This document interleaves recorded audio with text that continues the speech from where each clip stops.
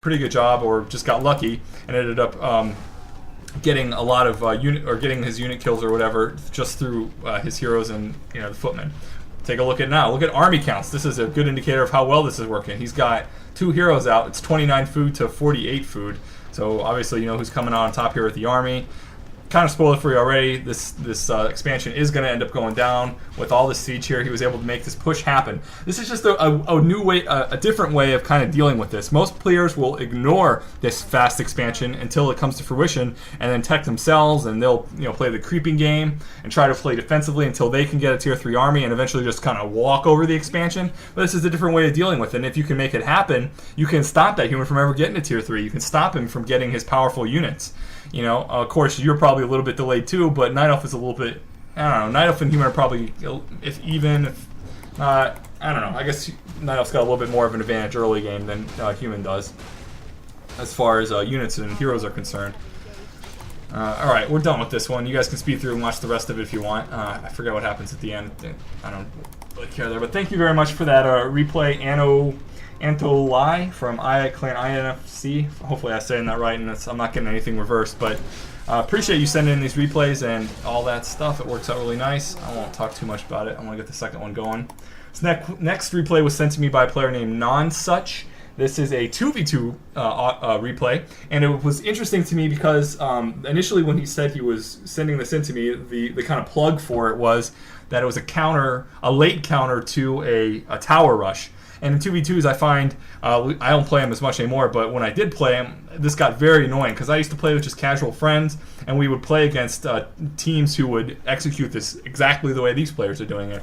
And it's a real good early game tactic, but you can, in this replay, we'll see how it evolves. So again, let's get this paused at the 3-minute and 30-second mark. This is the second replay. Get it paused at 3 minutes and 30 seconds, and we're going to do it at 3x speed. Really fast. It's a 2v2 replay. It's really long. Trust me, we'll be able to understand it, and I'll go over what I need to go over, and we'll watch on to the next one. If you want to watch these replays again at a slower speed, maybe you notice some things that I might have missed. I've watched them a few times already and took some notes, but there may have been some things I missed, and if you want to go over them, feel free. But again, don't be so picky. These are average Joe players. Some of them are showing above average skill, in some cases. Some of them are showing below average, but it's a learning experience.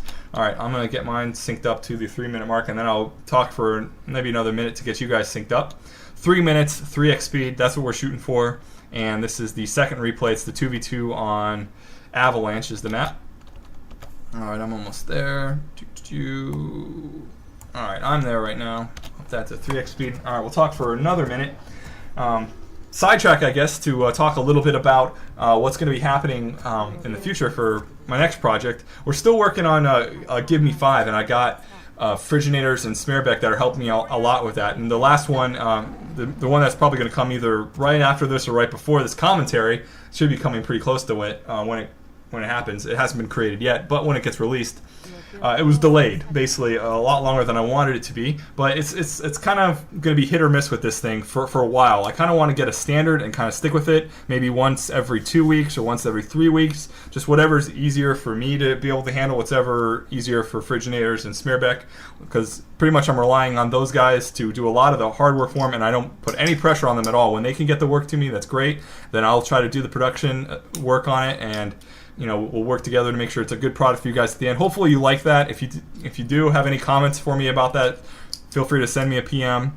All of the past Give Me 5s are located in my staff profile, which is linked in my signature. If you find any posts that I make on the WCR forums, you can see all my past audio commentaries. I put all the Give Me 5s together there for you, so quick access to all the archives of everything I've done, and through that you can probably find other audio commentators too that you like. So hopefully you guys are synced up now. 3 minutes at 3x speed. I'm going to be looking again at the Night Elf player's perspective, because that's where a lot of the action happens here pretty soon. And we're going to unpause in 5 seconds. So 5, 4, 3, 2, 1, unpause. All right, 3x speed is going to be really, really fast. There's going to be a lot of stuff going on, and I'm going to try my best not to shoutcast it. I'm just going to kind of tell you what's going to be happening here. And right off the bat, the human player brings all his militia over here, much like he was fast expanding or something, but he's doing it for a tower push. Now, this is a very common tactic to do in 2v2s. I see this a lot with undead and human teammates. I even see it with, well, pretty much any teammate that a human could go with.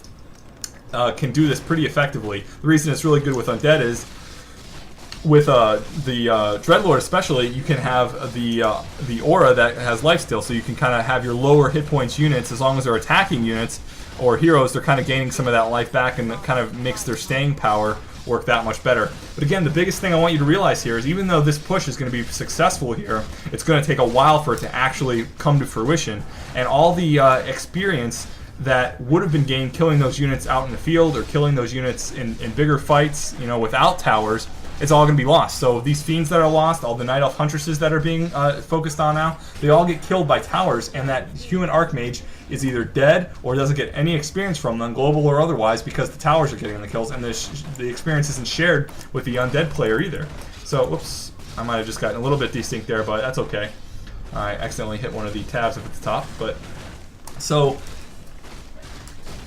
basically, the kind of the benefits. All right, here, when this happens to you, you get stressed out. I mean, you kind of panic, and you like, how am I going to deal with this? If you've dealt with it before in the past, you get really frustrated, being like, geez, I've lost this before so many times in the past.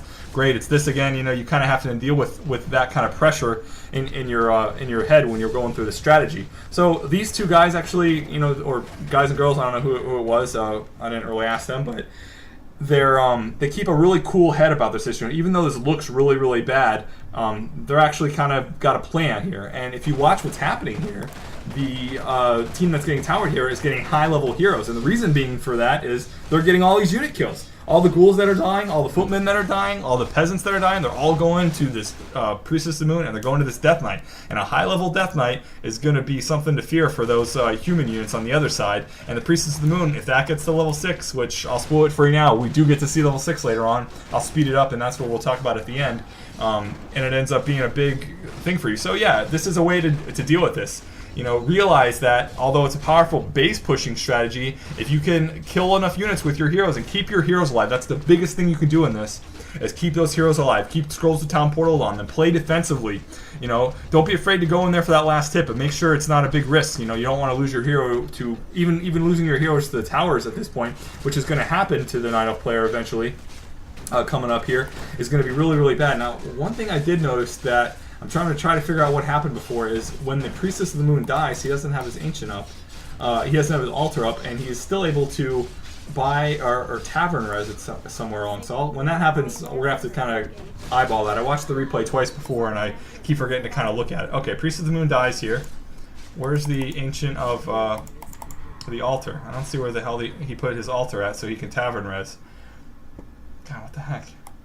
Just give me a second here to catch that up, because that was mind-boggling later on, mind-boggling to me later on, because he does do a taverners, I believe. Okay, never mind. Does he build the Ancient over there?